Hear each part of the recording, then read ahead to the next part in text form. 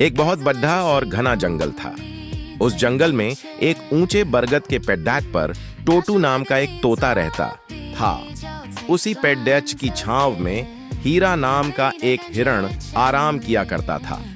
धीरे धीरे दोनों में गहरी दोस्ती हो गई। टोटू तोता दिन भर आसमान में उड़ाता और दूर दराज के इलाकों की खबरें लिख रहा था।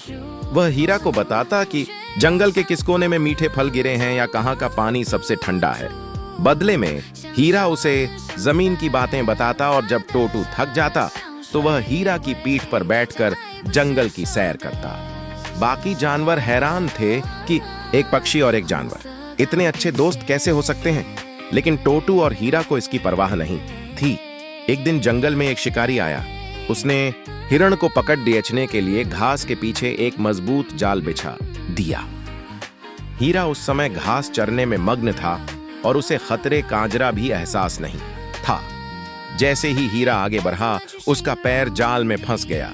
हीरा ने बहुत हाथ पैर मारे, लेकिन जाल और भी कसता गया। वह घबराकर जोर जोर से रोने लगा। पेड़ की सबसे ऊंची टहनी पर बैठे टोटू ने जब अपने दोस्त की चीख सुनी तो वह तुरंत नीचे उड़ डेच कर आया। उसने देखा कि शिकारी बस कुछ ही दूरी पर था। टोटू ने घबराने के बजाय दिमाग से काम लिया। उसने हीरा के कान में धीरे से कहा, दोस्त, डरो मत, जैसा मैं कहता हूं वैसा करो। जैसे ही शिकारी पास आए, तुम अपनी सांस रोक लेना और ऐसे लेटना जैसे तुम मर चुके हो। जब मैं टें करूं तब अपनी पूरी ताकत लगाकर भागना। शिकारी पास पहुंचा और देखा कि हिरण हलचल नहीं कर रहा है। उसे लगा कि हिरण मर चुका है। उसने जाल को ढीला किया ताकि वह हिरण को उठा सके।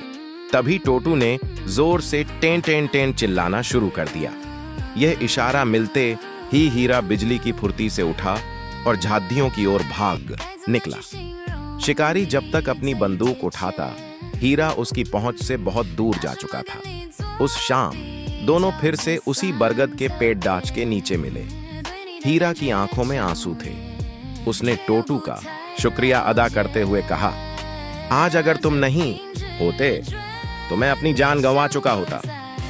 टोटू मुस्कुराया और बोला, दोस्त वही है जो मुसीबत में काम आए। उस दिन के बाद उनकी दोस्ती और भी गहरी हो गई।